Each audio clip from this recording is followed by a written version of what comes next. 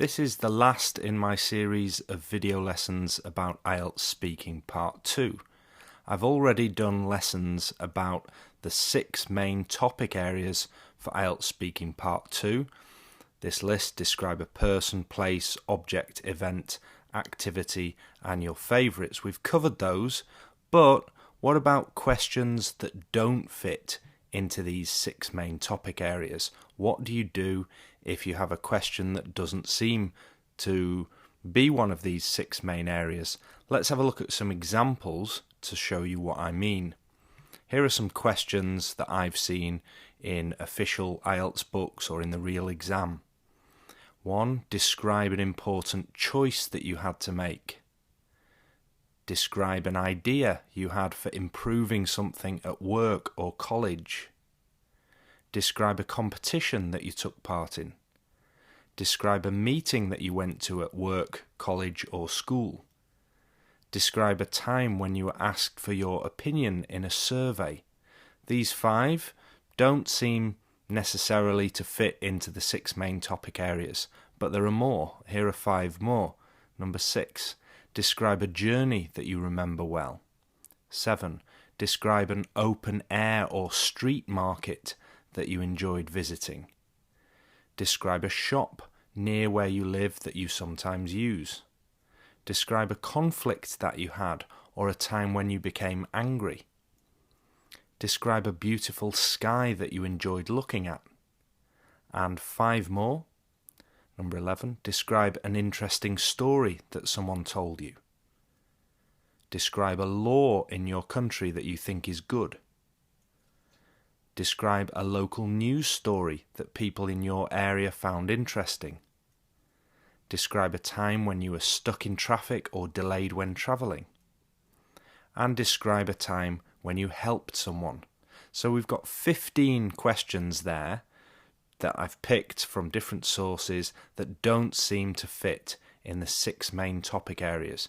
So let's look at what we should do in this situation. Here's my advice. I think there are 3 things that you can do. First, you can adapt your ideas from a main topic. Even if some of those questions didn't seem to be from one of the 6 main topics straight away, often you can use one of the main topics, or you can adapt your ideas at least. If you've prepared some good vocabulary for the main topics, I'm sure you'll be able to use some of it for almost any question. The second thing that you could do is talk about your job or studies. I think apart from the 6 topic areas, the main ones, we should really have a 7th one. Number 7 would be your preparation for your job or studies. You should be able to describe either your job or your studies. It depends what you do. You definitely should be able to describe your career, what you do in life. I can't help so much with that because it depends on the person, it depends what you do, but you should definitely prepare some good ideas, good vocabulary for that topic or those topics. And finally, the third thing that you could do is look through the lessons on my blog. Often I cover the stranger topics, the different ones that people are worried about on my blog in the lessons there. Let's look at each one of these 3 tips in a bit more detail. The first tip again, adapt your ideas from a main topic. Well, from those 15 questions that we've just seen that seem like they're not about a main topic, let's see if we can find a main topic that's close to them. So the question about describing a competition that you've been in, we could choose a sports competition and use our ideas from the activity topic. My sport was swimming, so I could easily say that I was in a swimming competition maybe when I was younger. Another one of those questions that we've just seen, the 15 questions, if it was describe a journey, well, I would use the main topic, describe a place. Of course, when you go on a journey, you're going to a place, so I could talk about the journey going there. I might have to add some ideas about the actual journey, but I can also talk about the destination, why I was going on that journey. You'll definitely be able to use some of your vocabulary from the describe a place topic for that one. The next one, describe a shop Well, you could easily use some ideas from your main topic area of describe an object. Whatever object you chose, I chose a watch. I could talk about the shop where I bought that watch. Or I could choose from my describe a favourite topic area. I did or mentioned describing a favourite book. We could talk about a bookshop where you've bought these books. Describe a beautiful sky. Well, I've written about this on my blog. You can just describe a place. I chose to describe London for my describe a place topic, and I could easily change that into a description of a sky. Perhaps I was up on a tall building looking out over the view of the city, and I can use my vocabulary about London for that. The next one, describe a story. Well, it would be a story that you told or that somebody told you. It could be an event.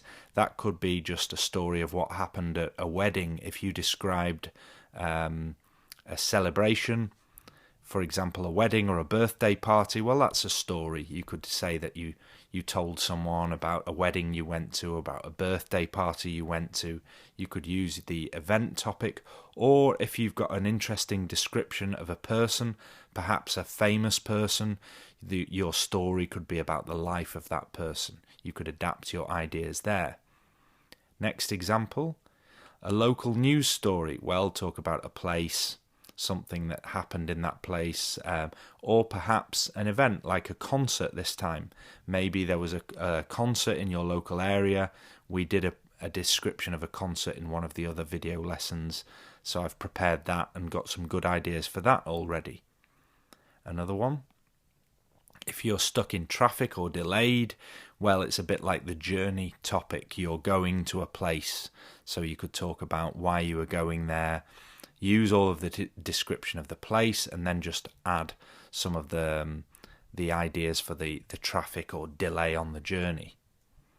Finally, a time when you helped people. Well, you could say that you gave someone directions in a place or gave someone advice about which place to visit, and I would choose London again. I could use my description of London, say that maybe I advised a tourist to go there or gave someone directions to a place in London.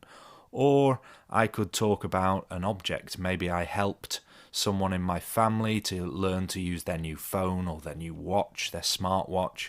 I could use my description of an object from that main topic. So those are some of the 15 questions I showed you earlier where I think you could adapt ideas from main topics. The main topics in red writing on this slide. Now on to the second tip, which was to talk about your job or studies. This should be a strong topic for everyone. You should be able to talk about either your job or what you've studied at school, college, university. Thinking back to the 15 questions that I showed you earlier, let's see which of them could be answered using a description of your job or studies. The first one, an important choice in life that you made. If you have to describe it, an important choice of course, your choice of job or what to study could be perfect for that. Next one, an idea that you had at work or college. Of course, you could talk about your work or your studies for that. Describe a competition. We've already seen how you could adapt ideas, describing a sport, but maybe you could describe an academic type competition or a work competition, some kind of targets at work maybe. That might suit some people better than speaking about a sport. Next one, describe a meeting, of course, at work or at school, university. Lots of meetings, it would be easy to talk about your job or studies for that one. Describe a survey. Well, on most academic courses, for example at university, teachers ask their students to fill in a survey at the end of the course to see if they were satisfied with the course, what was the teaching like, what was the subject like, what were the facilities like. The same thing could be true in a job situation. Maybe at the end of a project you have a survey to see how everyone did, or if you go to a conference or a meeting, they often ask you to fill in a survey about the conference venue, the facilities, etc., to see if you're happy with the experience. So you could talk about work or studies for a survey question. Next one, a conflict or a time you became angry. Well, maybe it was part of a group work project, a team project, and you could actually use some vocabulary from the describe a person topic as well, because we talked about hard work, working as a team, that kind of thing. Maybe you were with someone on a team who didn't work hard, who didn't contribute properly. So use some of your vocabulary from the describe a person topic and think about a situation at work or during your studies where you worked in a team and it didn't go very well. Another question that could be covered by this job or studies description, describe a time when you were stuck in traffic or delayed. Maybe you were travelling to an interview or a meeting or an exam at school or university. You could talk about where you were going when you were stuck in traffic or delayed and how you felt, how stressful it was, etc. Another one, when you helped someone. Describe a time when you helped someone. Maybe you were working in a team at university or school or in your job and you help one of the other team members. Use some of your vocabulary from the describe a person topic again when we were talking about teamwork and working hard. So you can see that it's important to prepare some good ideas and vocabulary about your job or studies. These topics can cover a lot of possible questions. Finally, the third of my tips, look through the lessons on my blog. I've covered a lot of speaking topics on IELTSsimon.com. Just go to the blog IELTS-simon.com and look through the speaking lessons. You'll find all sorts of examples of some of the stranger topics as well as the 6 main topic areas. For example, I've covered the topic describe an open air or street market. Describe a law in your country. I think I said or recommended talking about not using a mobile phone while driving. Choose an easy law for that one. Or not smoking in restaurants, for example. Another one that I've covered, an environment problem, a business you'd like to own, a prize that you'd like to win, etc. I've covered many lessons. Go through the speaking lessons and find as many as you can.